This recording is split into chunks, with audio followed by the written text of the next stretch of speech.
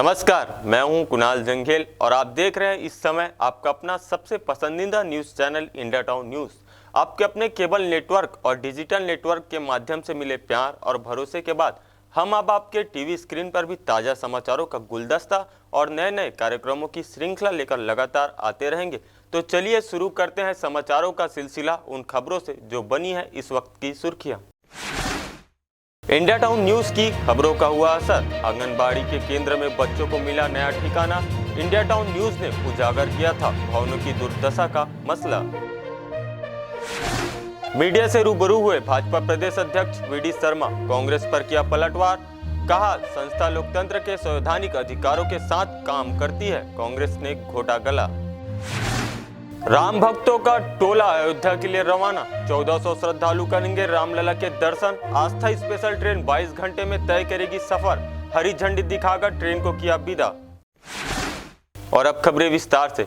बुरहानपुर जिले में एक बार फिर इंडिया टाउन न्यूज़ चैनल की खबर का बड़ा असर हुआ है। इंडिया टाउन न्यूज़ चैनल में आंगनबाड़ी केंद्र की जर्जर हालात के संबंध में खबर दिखाए जाने के बाद मासूमों को सुरक्षित नया ठिकाना मिल ही गया। वहीं विभाग ने किराए से भवन में आंगनबाड़ी केंद्र का संचालन शुरू कर दिया है।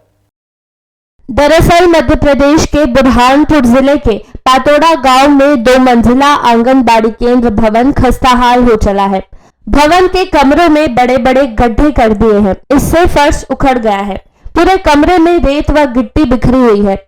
इसके चलते मजबूरन बच्चों को बरामदे में पढ़ाई करनी पड़ रही। आंगनबाड़ी भवन की दुर्दशा पर खबर दिखाए जाने के बाद महिला एवं बाल विकास विभाग के अधिकारियों ने बच्चों की सुध ली है। अब किराए के भवन में आंगनबाड़ी केंद्र संचालित किया जाने लगा है। मामले में मीडिया के दखल के बाद महिला बाल विकास विभाग के अधिकारियों ने खस्ताहाल आंगनबाड़ी केंद्र की दशा देखने के लिए सुपरवाइजर को भेजा था। ग्राम पंचायत पटोड़ा के सचिव से प्रस्ताव बना लिया है। प्रस्ताव को महिला बाल विकास विभाग शासन के पास भेजेंगे। इससे नैनीहाल के पालकों के चेहरे खुशी से खिल उठे हैं। इंडिया टाउन न्यूज के लिए बुरहानपुर से सोनू सोहले की रिपोर्ट। प्रदेश भाजपा अध्यक्ष वी.डी. शर्मा ने प्रेस वार्ता आयोजित कर कांग्रेस के आरोप का जवाब देते हुए कहा कि कांग्रेस ने लोकतंत्र का गला घोटने का काम किया है। सीबीआई, ईडी जैसी कोई भी संस्था लोकतंत्र संवैधानिक अधिकारों के साथ ही काम करती है। अब देश के भीतर कांग्रेस का कोई अस्तित्व नहीं है, इसलिए वह केवल आरोप प्रत्यारोप तक ही सीमित है। कांग्रेस अगर ये कहे कि डेमोक्रेसी को ब्लॉक करना है तो ये तो कांग्रेस, ये देश का इतिहास कहता है कि डेमोक्रेसी को ब्लॉक ही नहीं, डेमोक्रेसी को क्रश किसी ने किया। लोकतंत्र की गले घोटने का काम किसी ने किया है तो भारत के अंदर कांग्रेस ने किया है। और वो जानते भी है कि कांग्रेस में ऐसे कौन लोग रहे जिन्होंने डिक्टेट के आधार पर इस डेमोक्रेसी को क्रश किया।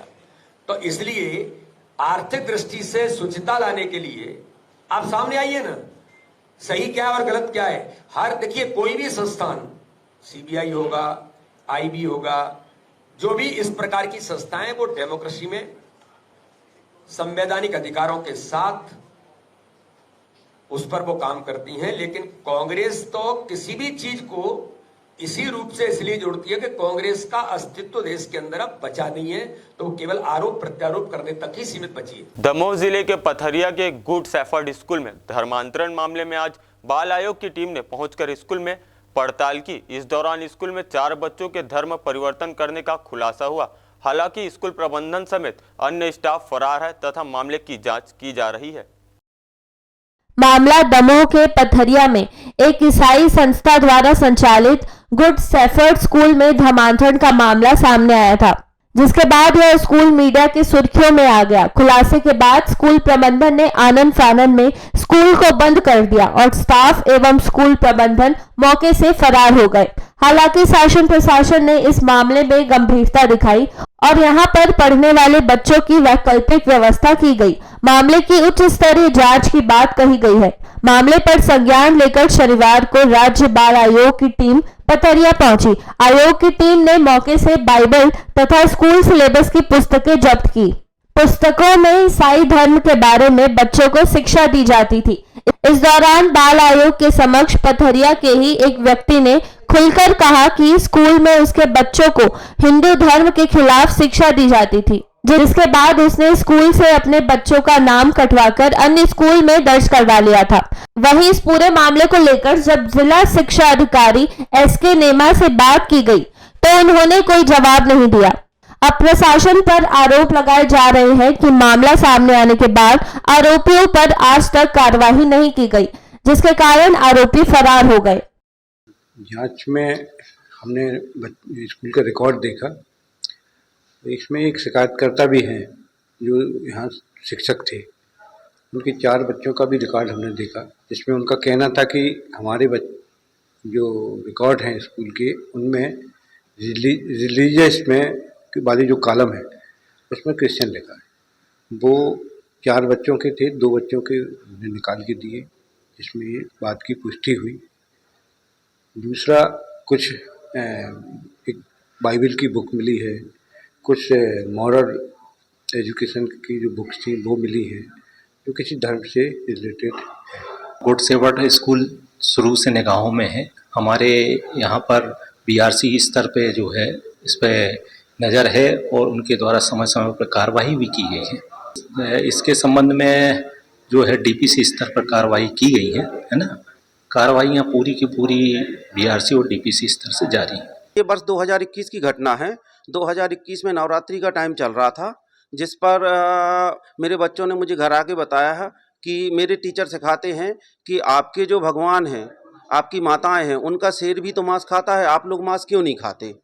और उस पर मतलब कुछ टिप्पणियाँ भी की जा रही थी, जैसे हमारे देवी देवताओं के अनेक हाथ होते हैं, उसको लेके बोले आपने कभी ऐसा व्यक्ति देखा है जिसके एक से अधिक हाथ हों, और उनके मतलब ये है कल्चर को लेके इस तरीके से चीज़ें यहाँ पर बताई जा रही थी, जो मुझे पसंद नहीं आई। मैंने यहाँ पर प्रिंसिपल को भी शिकायत की थी। मैंने प्रिंसिपल से शिकायत की थी इस मामले की, तो उन्होंने उस सर को डिस्क्वालीफाई करने के लिए बोला था मेरे से। इंडिया टाउन न्यूज के लिए दमोह से विवेक सेन की रिपोर्ट। मध्य प्रदेश के पूर्व मुख्यमंत्री एवं पूर्व प्रदेश कांग्रेस अध्यक्ष कमलनाथ ने भाजपा में शामिल होने के अटकलों को प्रदेश कांग्रेस अध्यक्ष जीतू पटवारी के सिरे से खारिज कर दिया है। शनिवार सुबह कमलनाथ ने हुई अपनी बातचीत का हवाला देते हुए जीतू पटवारी ने कहा कि कमलनाथ भाजपा में हरगिज नहीं जाने वाले, वे कांग्रेस में ही बने रहेंगे। खबर फैली थी कि कमलनाथ अपने समर्थक कांग्रेस विधायकों के साथ भाजपा प्रवेश करने वाले हैं। प्रदेश कांग्रेस अध्यक्ष जीतू पटवारी ने कहा कि कमलनाथ की गांधी परिवार के साथ अच्छी केमिस्ट्री रही है, हर परिस्थिति में हम उनके साथ काम करते रहे हैं। पटवारी ने कहा कि हमें वो पल भी याद है जब ज्योतिरादित्य सिंधिया ने कांग्रेस छोड़ी थी, तब भी हम कमलनाथ के साथ खड़े रहे। कमलनाथ कांग्रेस को नहीं छोड़ गए हैं, उन्होंने ही राज्यसभा के लिए अशोक सिंह का नाम तय किया था। कमलनाथ को लेकर जो भी खबरें चल रही है वो निराधार है। जीतू पटवारी ने कहा कि आज सुबह ही मेरी बात कमलनाथ से हुई थी, उन्होंने अपने भाजपा प्रवेश की खबरों को निराधार बताया है। इंडिया टाउन न्यूज के लिए भोपाल से फरहान खान की रिपोर्ट। पूर्व मुख्यमंत्री दिग्विजय सिंह जबलपुर पहुंचे, जहां उन्होंने मीडिया से चर्चा करते हुए लोकसभा चुनाव के एजेंडे को लेकर कांग्रेस और गठबंधन का एक ही एजेंडा है, गरीबों की मदद और पिछड़ा वर्ग, आदिवासी वनवासी हित में काम करना। उन्होंने कहा कांग्रेस मोदी से लड़ाई नहीं करती बल्कि विचारधारा से लड़ती आ रही है। किसान आंदोलन को लेकर दिग्विजय सिंह ने कहा कि भाजपा हमेशा से किसान विरोधी रही है। कांग्रेस ने भूमि अधिग्रहण बिल लाया था, जिसमें शहरी जमीन चौगुनी दर पर और ग्रामीणों की जमीन दोगुनी दर पर अधिग्रहित करने का प्रावधान था। मोदी सरकार ने इस बिल को संशोधित कर राज्य सरकारों को भूमि अधिग्रहण का अधिकार दे दिया। पूर्व मुख्यमंत्री ने कहा कि मोदी सरकार ने MSP, किसानों पर केस लगे वापसी और किसान नेता की हत्या के दोषी को सजा देने का वादा नहीं निभाया, जिसकी वजह से किसान सड़कों पर उतरकर विरोध कर रहे हैं। ईवीएम को लेकर दिग्विजय सिंह ने कहा कि 2003 से ही हम ईवीएम की विश्वसनीयता पर सवाल उठाते आ रहे हैं। VVPAT आने के बाद से और भी अविश्वास पैदा हो गया है, क्योंकि यह एक सॉफ्टवेयर मशीन है, इसमें वोट कहीं दिया जाता है और मिलता किसी और को है। इस खेल की सच्चाई सिर्फ कुछ लोगों को ही पता है। कांग्रेस हमेशा से बैलेट पेपर से चुनाव कराने की मांग करती आ रही है। भारतीय जनता पार्टी मूल रूप से किसान विरोधी है और ये बात 2 चीज़ों से साफ होती है। हमने भूमि अधिग्रहण अधिनियम लाए 2013 में, जिसमें कि किसान की ज़मीन का अधिग्रहण करने के लिए जो उसकी मार्केट वैल्यू है, जो सर्कल रेट अपने यहाँ कहते हैं, कलेक्टर रेट जो से कहते हैं, ग्रामीण क्षेत्र में चौगुनी, शहरी क्षेत्र में दुगनी कीमत पे आप अधिग्रहण करिए। पहला ऑर्डिनेंस क्या लाए मोदी जी, उसको ख़त्म करिए। कांग्रेस ने उसका विरोध किया तो कानून तो बच गया, लेकिन उसमें अमेंडमेंट कर दिया कि राज्यों को अधिकार दे दिया कि आप उसमें चेंज कर सकते हैं। मतलब किसान विरोधी मानसिकता उनकी साबित होती है। एक हमारा तो ये स्पष्ट मत है, इस देश के लोकतंत्र को यदि बचाना है तो हमें ईवीएम से वोटिंग नहीं चाहिए, बैलेट पेपर्स चाहिए। और अगर सरकार को, चुनाव आयोग को ईवीएम से इतना ही प्रेम है तो आप हमें वीवीपैट स्लिप डब्बे में न गिरा के हमारे हाथ में दे दो, हम मतपेटी में अलग से डाल देंगे। उन्होंने कहा कि कमलनाथ के पार्टी छोड़ने की बात सरासर झूठ है। कमलनाथ कभी कांग्रेस का दामन नहीं छोड़ सकते। जिस व्यक्ति ने अपने राजनीतिक जीवन की शुरुआत नेहरू गांधी परिवार के साथ, उनके पीछे साथ में खड़े होकर उस समय लड़ी थी जब पूरी जनता पार्टी और केंद्र की सरकार इंदिरा जी को जेल भेज रही थी, उस आदमी को आप कभी उम्मीद भी कर सकते हो कि ऐसा आदमी कभी कांग्रेस और सोनिया गांधी जी के परिवार को छोड़ के जाएगा, इंदिरा जी के परिवार को छोड़ के जाएगा? आपको उम्मीद भी नहीं करना चाहिए। इंडिया टाउन न्यूज के लिए जबलपुर से दिनेश चौधरी की रिपोर्ट। वक्त हो चला एक छोटे से ब्रेक का, बने रहिए इंडिया टाउन न्यूज के साथ। कब और कहां आपके सितारों ने बदली चाल, कौन सा मुहूर्त होगा फलदायी, किस घड़ी कटेगी आपकी विपदा भारी, पंचांग मुहूर्त और चौघड़ियों का मेल, किस रंग और अंग से बदलेगा किस्मत का खेल। शुभ कामों की हर शुरुआत हर रोज सुबह होगी इंडिया टाउन न्यूज के साथ। देखिए हमारा खास कार्यक्रम भाग्य चक्र सुबह 8 बजे।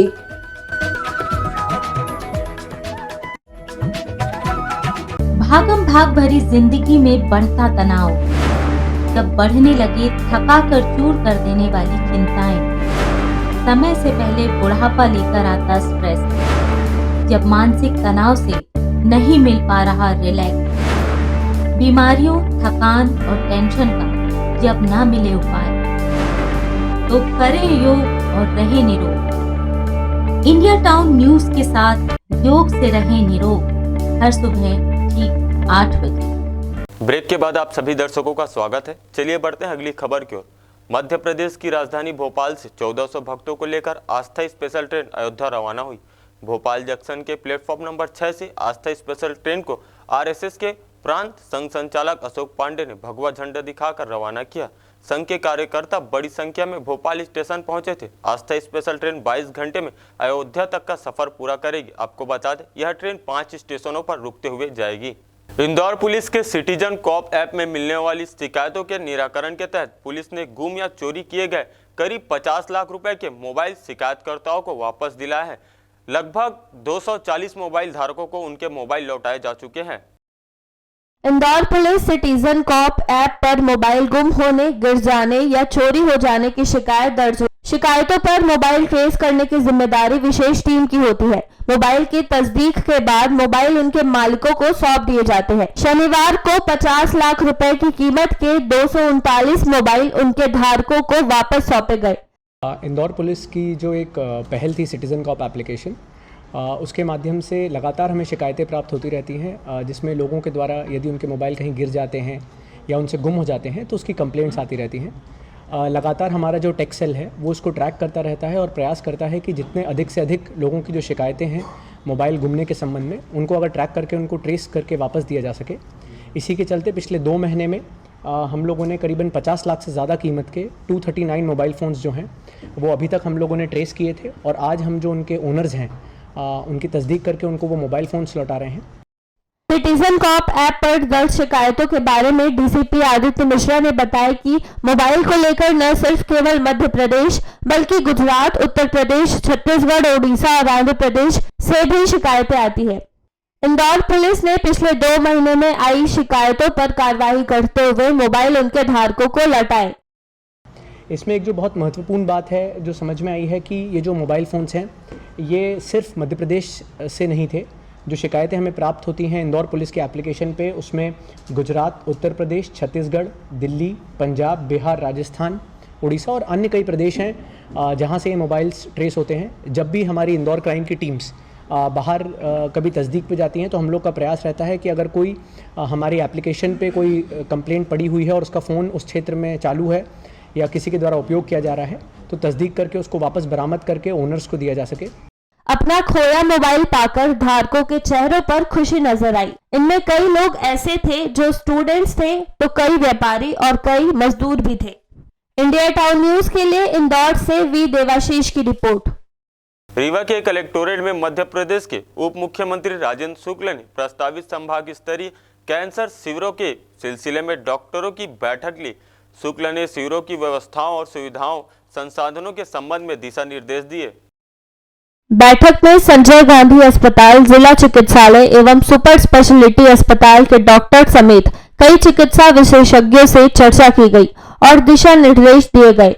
इंदौर के कैंसर फाउंडेशन के सहयोग से रीवा के कृष्णा राज कपूर ऑडिटोरियम में 24 एवं 25 फरवरी को और शहडोल संभाग में 26 फरवरी को शिविर आयोजित किया जाएगा। कैंसर रोगियों की बढ़ती संख्या को देखते हुए उप मुख्यमंत्री राजेंद्र शुक्ल ने बड़ा कदम उठाया। उनकी पहल पर कैंसर जांच एवं उपचार शिविर का आयोजन किया जा रहा है। इस संबंध में शुक्रवार को कलेक्टरेट सभागार में उप मुख्यमंत्री राजेंद्र शुक्ल ने चिकित्सकों की बैठक ली। शिविर में मुख्य रूप से स्तन कैंसर एवं मुख कैंसर की जांच एवं उपचार निःशुल्क किए जाने की बात कही गई है। उप मुख्यमंत्री राजेंद्र शुक्ल ने चिकित्सकों को निर्देश दिए हैं कि शिविर में लोगों की जांच एवं उपचार के लिए किसी भी तरह की असुविधा न हो, इसका विशेष ध्यान रखा जाएगा। आज जमीन का बहुत ही बड़ा मुद्दा है। हमारे रीवा और विंध्य क्षेत्र में कैंसर के मरीज के निःशुल्क शिविर का एक बड़ा आयोजन 24-25 तारीख को आयोजित हुआ है कृष्णा राज कपूर ऑडिटोरियम में। इंदौर के डॉक्टर देखपाल धारकर जी, इनका कैंसर फाउंडेशन है जो पिछले कई वर्षों से कैंसर के बड़े शिविर लगाकर और विशेषज्ञों को लाकर उस क्षेत्र में कैंसर के जो मरीज हैं उनको आइडेंटिफिकेशन करते हैं और जिनको कैंसर के लक्षण पाए जाते हैं उनको फिर संबंधित अस्पतालों में, बड़े अस्पतालों में ले जाकर उनका इलाज होता है निःशुल्क। तो उसका मैंने उनसे निवेदन करके रीवा में एक बड़ा कैंसर शिविर, मेगा शिविर लगाने का अनुरोध किया था। 24-25 को रीवा में है और 26 को शहडोल संभाग में।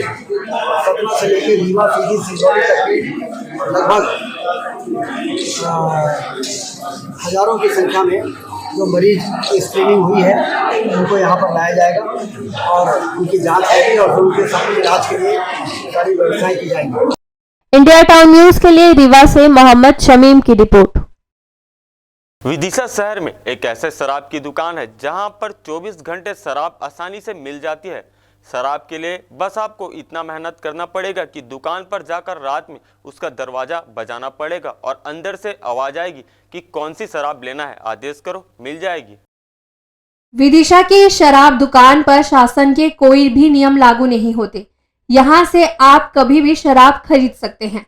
कोई सीमा और प्रतिबंध नहीं है। ठेकेदार के द्वारा अपनी मनमर्जी से यहाँ शराब दुकान संचालित की जा रही है। हफ्ते के 7 दिन 24 घंटे सेवा देने वाली यह शराब दुकान बरईपुरा रामलीला रोड पर स्थित है। यहाँ के हालात इतने खराब हो चुके हैं कि शराबी सुबह 6 बजे से ही रोड पर शराब पीकर उत्पात मचाने लगते हैं। दिन में भी खुलेआम ठेलों पर शराब पीने वालों की भीड़ लगी रहती है। यहीं से मुक्ति धाम और बेतवा नदी पहुंचने के लिए मुख्य मार्ग है। यहाँ से बड़ी संख्या में श्रद्धालु माता बहनों का आवागमन होता है और तो और पास में ही स्कूल भी है। बड़ी संख्या में महिलाएं भी अपने बच्चों को स्कूल छोड़ने जाती हैं। उन्हें बड़ी परेशानी होती है। आपके द्वारा बताया गया है, ये चीज संज्ञान में आई है, तो इसको जो निर्धारित समय है उस समय के अंदर ही दुकान खुले और बंद हो, ये सुनिश्चित किया जाएगा। और यदि वो समय के अतिरिक्त आप बता रहे हैं जिस तरीके से यदि वो शराब बेच रहा है तो उस पर हम रैंडमली टीम भेजकर और उस पर यदि ऐसी स्थिति पाएगी तो उस पर वैधानिक कार्रवाई करेंगे। नहीं, इस विषय में उसकी जांच की जाएगी और न्याय संगत जो भी कार्रवाई होगी आबकारी एक्ट के तहत वो कार्रवाई की जाएगी। दुकान अवैध नहीं है, गलत समय उसमें प्रतीत हो रहा है, जिसकी जांच की जाएगी। ये जतलापुरा रोड है, यहाँ पे एक बड़ी समस्या है कि ये शराब दुकान यहाँ पर जो संचालित है इसकी जो है सप्लाई 24 घंटे चल रही है और हमारे विदिशा में ऐतिहासिक रामलीला मेला चल रहा है। यहाँ के अधिकारी वर्ग जो है उसके संज्ञान में पूरी जानकारी है, शराब दुकान के बारे में भी और ठेकेदार के बारे में भी, और यहाँ की अव्यवस्थाओं के बारे में प्रशासन के पास जानकारी है, लेकिन यहाँ पर कोई कार्रवाई नहीं हो रही है। ये 12 महीने 365 दिन ऐसी चलती है साहब।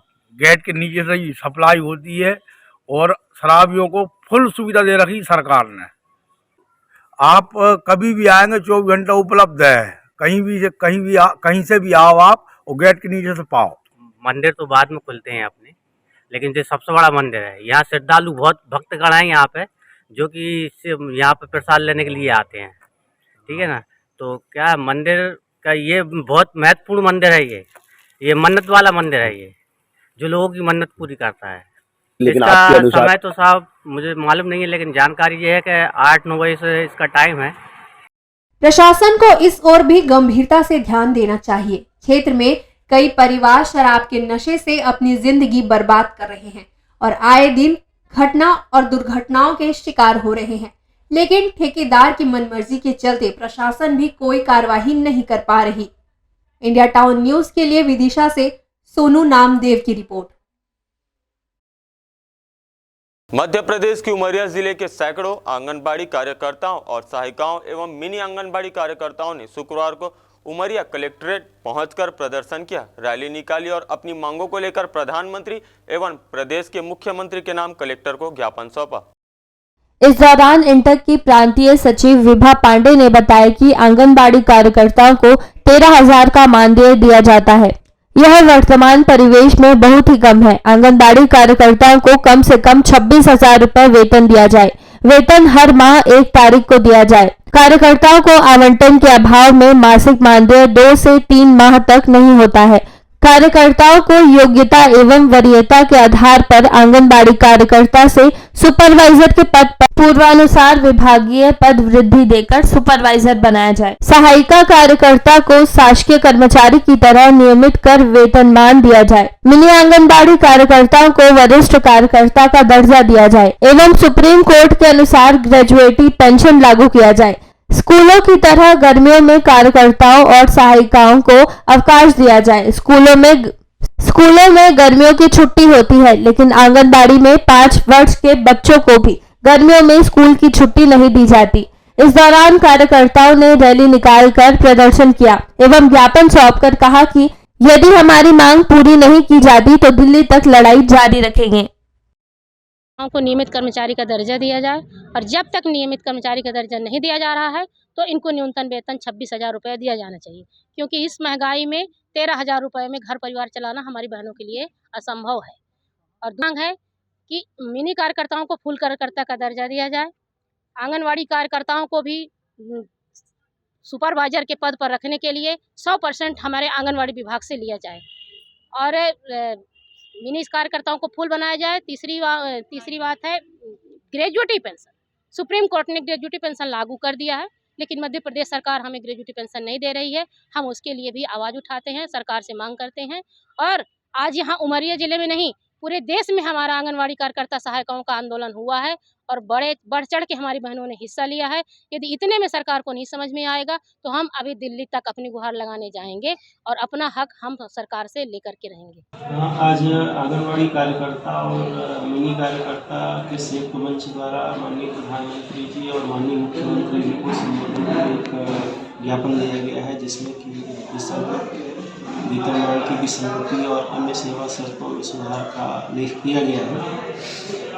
संबंधित ज्ञापन शासन स्तर पर कार्यवाही किया जाना है, तो हम सक्षम अथॉरिटी प्राधिकारी को भेजेंगे और शासन जैसा उस पर निर्णय करेगी वैसी कार्रवाई होगी। इंडिया टाउन न्यूज के लिए उमरिया से दीपक विश्वकर्मा की रिपोर्ट। तो ये थी अब तक की खबरें। जाने से पहले एक बार फिर हम आपको बताना चाहेंगे कि अब हम पूरे छत्तीसगढ़ में आपके अपने केबल नेटवर्क के माध्यम से टीवी स्क्रीन पर भी उपलब्ध हैं। आप अपना भरोसा और स्नेह इसी तरह कायम रखें। अगले बुलेटिन में ताज़ा तरीन खबरों के साथ फिर होते हैं हाजिर। तब तक ज्ञान, मनोरंजन और हर पल की अपडेट के लिए आप देखते रहिए इंडिया टाउन न्यूज़, भारत की बात। मुझे दीजिए इजाज़त, नमस्कार।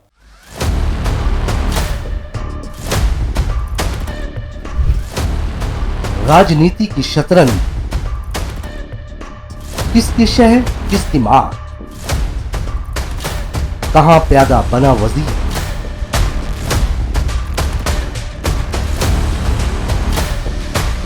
हर कदम के साथ बदलती तस्वीर जो तय करेगी प्रदेश की तकदीर। देखिए राजनीति के हर देखे अनदेखे पहलू पर खास कार्यक्रम टाउन पॉलिटिक्स। देखिए इंडिया टाउन न्यूज़ पर रात 8 बजे।